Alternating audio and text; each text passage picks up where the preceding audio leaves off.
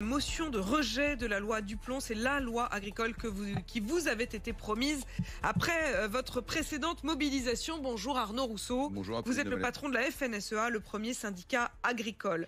Ce vote de rejet pour rejeter en réalité les 3000 amendements qui avaient été déposés pour contrer cette loi, c'est donc une bonne nouvelle pour vous? Oui, c'est une bonne nouvelle, même si c'est difficile d'expliquer à un agriculteur que ceux qui ont défendu la loi l'ont rejetée hier à l'Assemblée et que le spectacle qui a été donné n'est pas un spectacle très réjouissant. Ce qui compte pour nous, c'est encore une fois d'avoir des résultats concrets dans les cours de ferme, après près d'un an et demi, vous l'avez dit, de mobilisation, et faire en sorte que, après la loi d'orientation agricole, qui était plutôt d'ordre des principes, on ait des choses très concrètes dans nos cours de ferme, quand on parle de l'eau, quand on parle de la possibilité d'avoir quelques animaux de plus dans son élevage, tous les sujets qui, encore une fois, sont palpables pour les agriculteurs. Vous étiez venu annoncer ici même, sur RMC dans Apodine Matin, la mobilisation qui a bel et bien eu lieu à partir du 26 mai, disiez-vous, c'est-à-dire hier. Est-ce que ce matin, vous nous annoncez que vous suspendez la mobilisation ? Oui, Apolline de Malherbe, on suspend la mobilisation parce que notre objectif, encore une fois, c'était d'attirer l'attention des pouvoirs publics et notamment des députés sur la forte attente du monde agricole. À partir du moment où le texte continue sa vie, si je puis dire, et ne fera pas l'objet d'obstruction, il va donc aller maintenant en commission mixte paritaire. C'est un peu compliqué, mais ça veut dire que sa vie continue, la vie de ce texte continue. Il n'y a pas de raison de continuer à être sur le terrain. Donc on suspend, mais vous avez compris que ce texte n'est pas arrivé à son terme. Et donc on va rester extrêmement vigilant jusqu'au bout de la vie de ce texte. Parce que moi, les agriculteurs, quand ils m'interrogent, ils me disent « Et pour nous, c'est quand ?»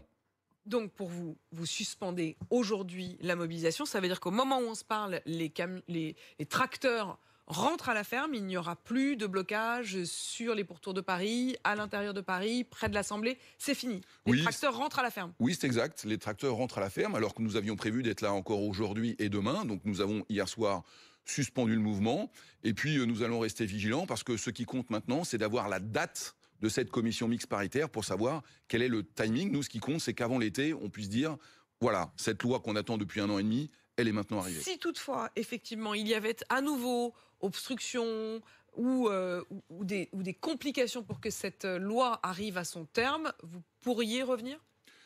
Oui, vous savez, il y a plein d'autres sujets que la loi cette proposition de loi sur les entraves. Vous savez, il y a toujours le Mercosur qui nous plane au-dessus de la tête, les sujets budgétaires. Vous savez, en agriculture, ça ne s'arrête jamais, mais en tous les cas, pour ce qui concerne ce sujet, nous l'avons suspendu, nous allons continuer à suivre le texte, et je le redis pour nous, ce qui compte aujourd'hui, c'est la date de la commission mixte paritaire, et surtout répondre aux agriculteurs, quand est-ce que tout ça sera concret dans ma ferme. Et à la question quand ? Je la poserai tout à l'heure au Premier ministre, effectivement, François Bayrou, savoir quand aura lieu cette commission mixte paritaire et quand est-ce que tout cela pourra se traduire dans les faits pour vous, Arnaud Rousseau. Déni de démocratie tout de même, 49-3 déguisé, voilà ce que disent les oppositions, puisque cette loi n'a même pas été débattue. Oui, je peux entendre cet argument, mais moi je crois qu'il appartient aux députés d'assumer leurs responsabilités. Vous savez, nous on a été très allants pour obtenir ce texte. Souvenez-vous, après le salon de l'agriculture, nous nous étions battus pour avoir un créneau de temps pour que le débat ait lieu, parce que l'Assemblée nationale c'est le lieu du débat. Et à plusieurs reprises, ce temps avait été repoussé. Nous avions réussi à obtenir du gouvernement 5 jours de débat. Et c'est vrai que jeudi dernier, quand on a observé que 3500 amendements avaient été déposés, c'est énorme. Et ça nécessite, selon les spécialistes, de l'ordre de 3 semaines de débat, ce que nous n'avions pas. Et notre crainte, c'était que finalement, au terme des 5 jours, il ne se passe rien. Et vous comprenez que quand on vous a fait des promesses depuis un an et demi et que vous sentez qu'au terme du débat, il ne se passera rien, ça n'était pour nous pas acceptable. Sur le retour notamment des néonicotinoïdes, alors certes de manière très encadrée, dérogatoire, et ce sont des néonicotinoïdes qui ont été réautorisés par l'Union européenne jusqu'en 2033, donc ça ne déroge pas du tout à ce que décidait l'Union européenne, mais vos opposants, ils disent qu'au fond, vous n'êtes pas tellement un agriculteur, vous êtes surtout un lobbyiste industriel. Qu'est-ce que vous répondez à ça ? Mais écoutez, d'abord, moi je leur réponds que ce n'est pas une demande d'Arnaud Rousseau, c'est une demande de la profession complète, et notamment des producteurs de noisettes, de pommes ou de betteraves qui disent aujourd'hui, moi en France, je ne sais plus produire, et on le fait en Allemagne, en Italie et en Espagne. Et donc, qu'en tant que président de la FNSEA, je porte cette ambition de la production pour continuer à produire et nourrir en France, ça me paraît important. J'ajoute à Pauline de Malherbe que nous, on est très sensibilisés sur les questions environnementales et on ne veut pas faire n'importe quoi. Et donc, on a aussi besoin que la recherche et l'innovation nous aide à progresser. On a fait d'énormes progrès depuis 20 ans. On veut continuer à le faire pour que les Français, dans 10 ans, dans 20 ans, aient une alimentation française dans leur assiette qui est une des plus durables au monde. C'est ça qui est important. Pour vous, l'enjeu, c'est la souveraineté. Oui, bien sûr. Vous savez, on importe énormément, de plus en plus. On va devoir attirer beaucoup de jeunes agriculteurs. Il faudra qu'ils gagnent leur vie. Or, pour ça, il faut qu'on produise de manière raisonnable, de manière encadrée, de manière responsable. Et c'est le cas aujourd'hui. Mais il faut encore qu'on ait ces moyens de production, parce que sinon, on dépendra d'ailleurs. Et ça nous Est-ce que vous n'avez pas l'impression aussi qu'avec toutes ces alertes lancées notamment par vos opposants, les Français finissent par être inquiets de ce qu'ils mangent?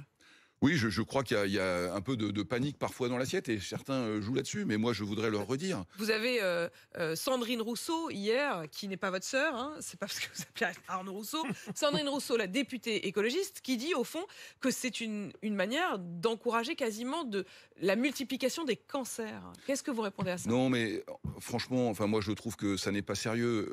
Le produit qu'on utilise, il est homologué au niveau européen par des scientifiques à l'EFSA. Moi, je ne suis pas compétent pour juger de ça, au même titre que quand je vais chez le pharmacien et que j'achète un médicament que m'a préconisé mon docteur, je ne suis pas compétent. Donc attention avec ça. Nous, on constate qu'il peut y avoir aujourd'hui un certain nombre de sujets de santé publique.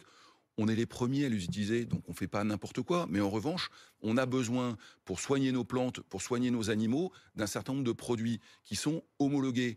Et ce produit qui est utilisé, l'acétamipride, vous l'avez dit, en Allemagne, en Italie, il n'y a qu'un pays en Europe où il n'est pas utilisé, c'est la France. Ne nous mettons pas dans des impasses. Maintenant, je le dis, continuons la recherche et l'innovation pour faire mieux demain, mais ne faisons pas peur aux Français. La qualité de l'assiette française est une des plus élevées au monde. Merci Arnaud Rousseau, patron donc de la FNSEA, premier syndicat agricole. Et c'est donc sur RMC que ça se passe. Vous étiez venu nous annoncer il y a quelques semaines la mobilisation. Vous nous annoncez donc ce matin au micro d'Apolline Matin que vous suspendez la mobilisation agricole. Il est 7h51.